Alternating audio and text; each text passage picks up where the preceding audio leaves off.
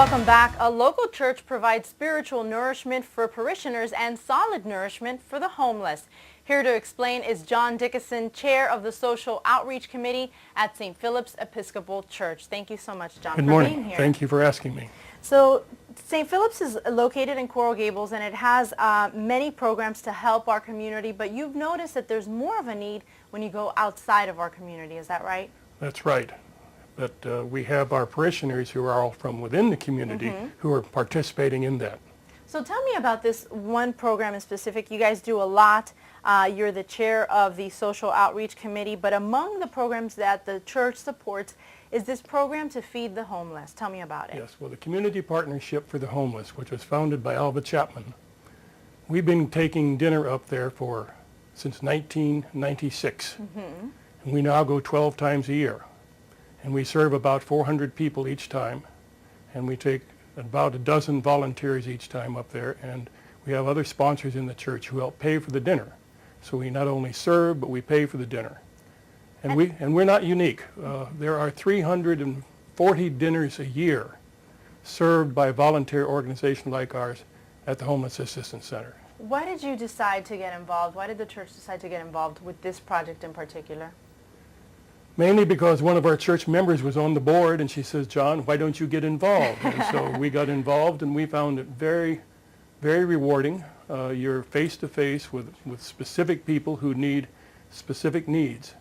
And the community partnership has a wonderful record. Over 62% of the people that come in there are now off the streets and gainfully employed and, again, self-sufficient. And that is a record which no other city in the country is able to match. So tell me, when you get there, what do you do? Do you bring your own food, or how does that work? No, we used to bring our own food, but now we use a purveyor that the Homeless Assistance Center has, and they bring the food, and it's there when we get there. And actually, they have cooked they've done about 90% of the pre-cooking. So essentially, we go online, we make sure all the spoons and the knives are in the right places, and that we've got the milk in the correct spot, and we have the same menu every time.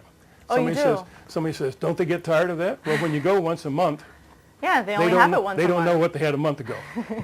So tell me about the menu when we were there. Well, we have ziti and meatballs and tomato sauce and a salad and a roll and a dessert, candy kisses for dessert, and a soft drink.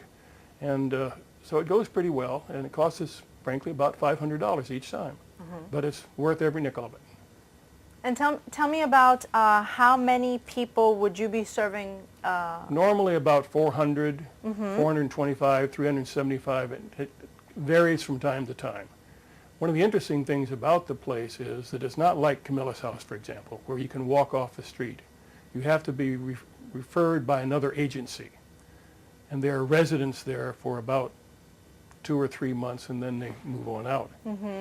So normally, if it's cold weather, we don't have a lot of extra people eating dinner because they're only serving their residents. That is their purpose. Okay. And tell me, is there any interaction between you and the other members and these people that are eating there? It's very interesting. A fairly significant number of the people coming through will stop and say, "Thank you so much." And that makes you feel kind of warm. And I act as, Mater D is kind of a funny name, but I stand outside in front of the line, help the kids with their trays, kind of guide people around. And I have the opportunity, which I love, of saying, "How are you doing? How was your day today?" And sometimes you'll get in a conversation with them. Other times you can tell they've had a tough day and they don't want to talk. But we try to personalize it so we're not just a mechanistic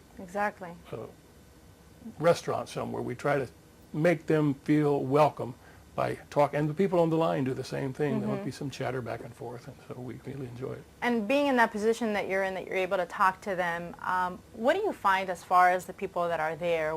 You know, are they from all walks of life? Do they have something in common? No, it's everywhere. African Americans, Hispanics, whites, you name them, they're there.